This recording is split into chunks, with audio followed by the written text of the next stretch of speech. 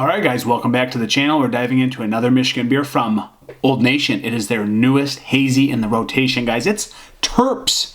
This is a hazy New Zealand double India Pale Ale, clocking in at your standard 9% for them. That Boss Tweed range, that's what they're known for. They kind of kick this one up a notch, guys, from the M43 standard. Again, 9% ABV, packing a little punch. And we have boiled dry hops, New Zealand Rawaka, Australian Galaxy, South African Southern Passion. So I don't know a lot about those, but I think the name Turps is homage to the type of hops that they're using in here. I don't know if it's like the New Zealand kind of style hops that they're actually paying homage to. I'm not quite sure on that one. Was kind of trying to look it up, but I didn't. Okay, I'm jumping in. It's like 8:30 at night. I'm trying to get this review in for you guys. Didn't do my research. Everybody's asking about this one. I'm here to review it for you. So this was canned on 5/31/23, and today's the 9th of June, so I'm going to try to rock this out. Don't know if I'll release this tonight or tomorrow, but either way, going to give you my interpretation of this 9% beast. So let's dive in. Proper glassware. We have Old Nation. We have Turps, guys. Turps, I love the name. It's crazy. I love it, man. So, of course, a freaking haze bomb. I mean, is anybody shocked? Seriously. Looks like they added dextrose into the recipe, so putting some sugar in there just to get that kind of ABV rocked up a little bit. So, history of me and Old Nation, absolutely loved M43 when it first came out. Absolutely used to crush Boss Tweed when it came out. Me and my buddy Gavin, shout out Gavin, we used to go to a bar, order Boss Tweeds, and we'd be lit up, man. I mean, they were just fantastic when they first came out. I'm over the hazy game, but am I really? You know, I still have to revisit old ones and see how my palate's changed over the years. And when I see something new like Turps, I have to check it out for you guys because I'm just a beer nerd. I have to know what it is. So here we are breaking it down for you guys if we can. So put that there. Standard Old Nation labeling, you can tell it's standard for them, but again, a little bit different with the Turps and the mountains there. So kind of cool. It's a beautiful New England style, guys. I don't got to tell you the color. Look at this thing. It's just beaming. It's beaming. So let's go to an aroma through this thick head. Yeah. Tropical, peachy. Kind of dirty, funky orange. Like, I don't know. Is it Rawaka? I don't know. Something gives me that funky, earthy passion fruit kind of flavor. I want to say that, I don't know, New Zealand Rawaka. I don't know. I'm not sure, but I'm just interpreting that dirty orange in there. A little bit of earthy, doughy maltiness. It smells pretty good. I mean, it's not as like bright and forward as like a juicy orange and juicy peaches. Like, yes, that's in there, but they're kind of muddled down. They have, again, that little bit of earthy funk in there that's thrown in the mix. It's tough through the head. Let's just dive in, guys. It's Turps. Let's see what it's about. Cheers. Cheers, Old Nation.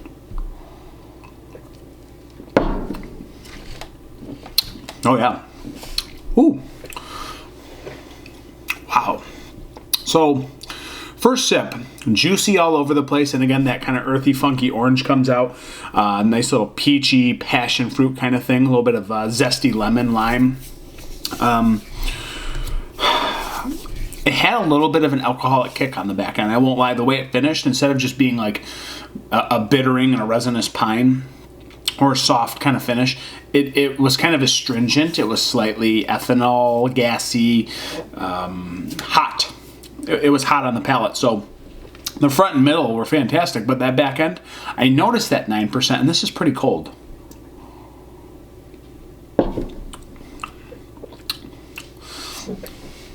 So yeah, this is like a slight bit more alcoholic than I like. I know it's 9%, right? How could I be complaining? But I just had an Arvine yesterday that was 8.4%. It was butter. Like, the mouthfeel was straight butter. This is soft and bright and citrusy and stone fruity, but I feel like the body's lacking that creamy, like, crazy mouthfeel that I love on a lot of these hazies. I know it's 9%, but it feels like they forced that malt in there and the dextrose in there to get that ABV up. It just feels a little bit more harsh and less soft than some of the other New England styles I've had as of late. Not saying it's bad. I just mean I'm comparing it to world-class stuff. Now, Old Nation, kind of really known for being world-class, but I will say, I don't know if I love the finish on the back end as much as I do on some of the other hazies I've had.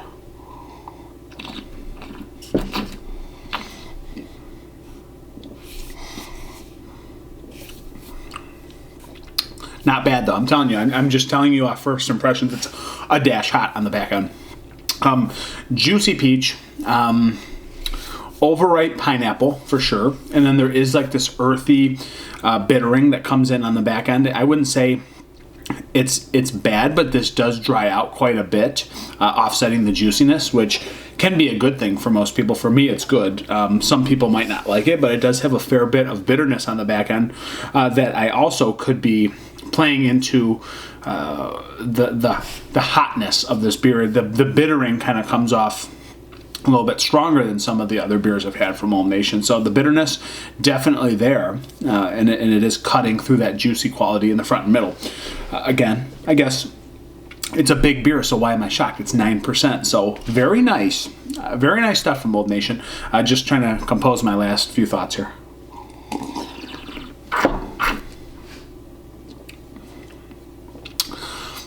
There's like this peppery passion fruit that I get.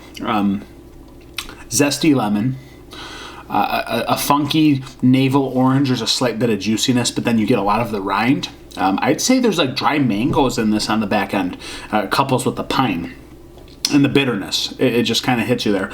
But again, now the heat, I'm kind of getting used to it. It's going away. Like now I'm getting more of that bitterness and that dryness on the back end that my palate remembers, rather than just the heat of the 9%. So I will say maybe a fair bit more bitterness than some would be accustomed to for being a New England style, double New England style even. But it's a big beer. They had to drive the ABV up with that. And I will say it finishes dry rather than being nasty and sweet, which for me, that would be a big no-no. It doesn't work for me. So, yeah, this is good. This is really good. Am I blown away by it? I wouldn't say so, but this is a very good New England style beer, a Dipa.